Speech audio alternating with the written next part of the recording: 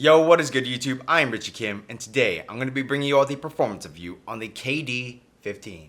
Before we get started, if you all enjoy sneaker content just like this, do me a favor, hit that subscribe button down below, and also hit that bell notification button so you never miss another video just like this. But anyways, let's get right into it.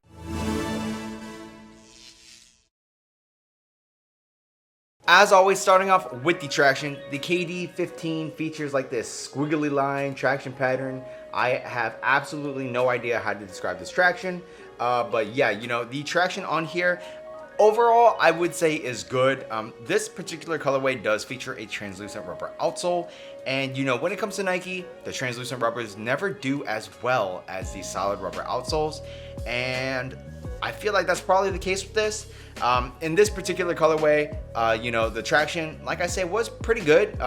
If you're playing on your clean courts, you're gonna have really good bite. Like, you'll be able to stop on a dime and do everything that you want in an instant.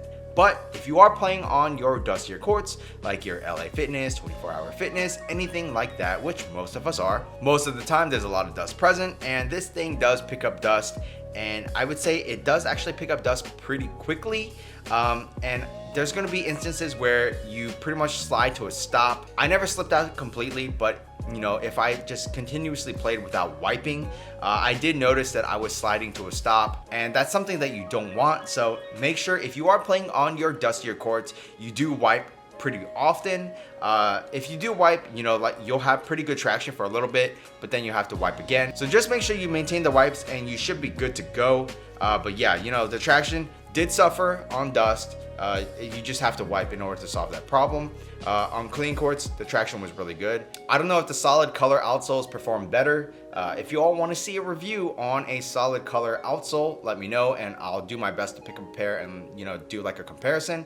But yeah, as it stands right now, the translucent rubber, it doesn't play as well on dust if you don't wipe. On clean courts, the traction was still really good. So moving on to the cushion, the KD15 features some sort of full length cushion. I thought this was supposed to be Cushlon, but Nike doesn't state anywhere that it is Cushlon. But it is definitely a little bit more firm than the KD14's cushion, in terms of the foam at least. Inside of here, you also have that full length Zoom Strobel unit, and that thing feels amazing. If you like a lot of bounce, a lot of that zoomy feeling, this is going to be for you. If you all have played in the KD14, this is not as cushiony as that one. You'll definitely feel a slight difference in terms of like how firm the actual cushion setup is, but I wouldn't say it's drastic.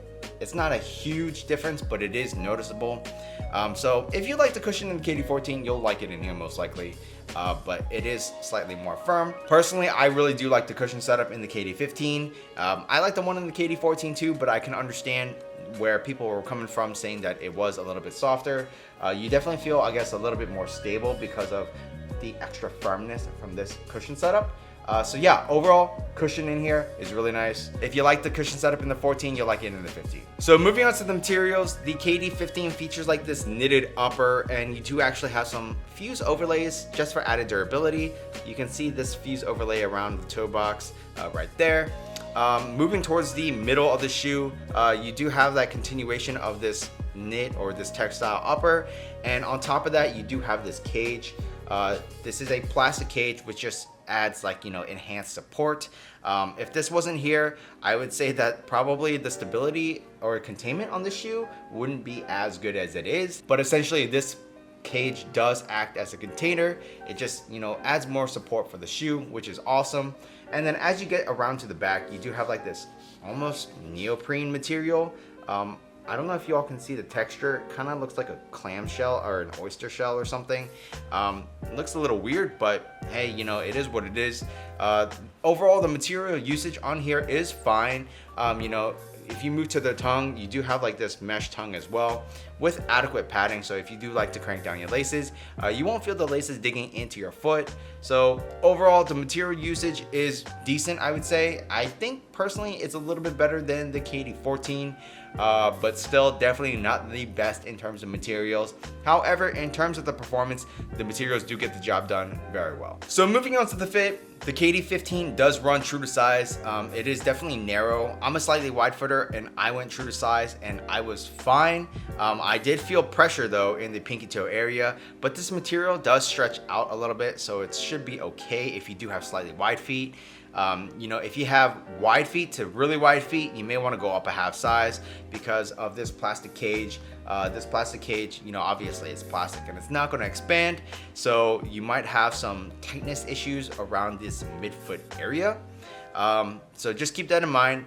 Regular footers, narrow footers, true to size is your best bet. Yeah, overall the fit in here was really nice. You have barely any dead space up in the toe box area. You have a decent amount of padding in the heel, and yeah, you know, this is a half booty upper, so overall the fit in here is really good. You feel very, very snug. I have no complaints about the fit on the KD15, I guess, other than, you know, it's a little narrow. So moving on to the support, this is where I actually had some issues with the shoe, besides the traction, obviously. Even though there is like really good heel sculpting in this shoe, I actually had a little bit of heel slippage in both of my shoes. So usually it's just my right foot, but this time it was my left and right foot, or my shoes, I should say. So yeah, there is a little bit of heel slippage, but it is very, very minimal. I know that the shoes were never gonna like fly off my feet or slide off my feet or anything like that, but you could definitely feel just a little bit of heel movement in the heel, and that problem never went away. So I'm not sure, you know, what's going on there. That is just something to mention though. But like I said, it is very minimal, and the shoe isn't actually going to come off, at least my foot. But it could for you, so just keep that in mind. As far as the side-to-side movement on the footbed, I didn't have any of that. The materials, I feel like, do a fairly good job of making sure your foot is planted on the footbed. In terms of the lateral movements, I wouldn't say this is the widest base, but I never had any issues of instability on those hard lateral movements. And then in terms of the torsional rigidity and stability, you actually have this midfoot shank plate, which you can see right here. And this is very, very stiff, so you are covered there. So really, you know, I guess like the biggest issue with the KD15, besides, you know, you have to wipe the traction, is the fact that there is a little bit of heel slippage. So the KD15 retails for 150 bucks, and that is the same price as the KD14. And, you know, personally, I would still recommend this shoe. You know, this feels amazing on court. It is a really good shoe and very fun shoe to play in. I do like the fact that, you know, they did stiffen up the cushion just a little bit to make sure it's a little bit more stable. But like I said, at least this particular colorway, the traction on here isn't as good on dusty courts. You will have to wipe frequently in order to maintain that good traction. And then, you know, the heel slippage in this shoe, even though it is very, very minimal, and you know, you can feel your heel slide just a little bit, very, very little bit. But it is something that you shouldn't be feeling at all. So that is just, you know, something else to keep in mind. But still, the KD15 was a very good shoe to play in. Let me know if you all have played in these, and if you have, let me know if you've had the heel slippage issue that I mentioned. I'm really curious as if it's just me. If you all want to pick up a pair of these, I'll leave a link for you down in the description box below. That's pretty much it for this performance review. If you all like this video, do me a favor and hit that subscribe button down below, and hit that bell notification button so you never miss another video just like this. Also, please hit that thumbs up button for me, as it really does help me out. Also, check out these videos over here, and that's pretty much it.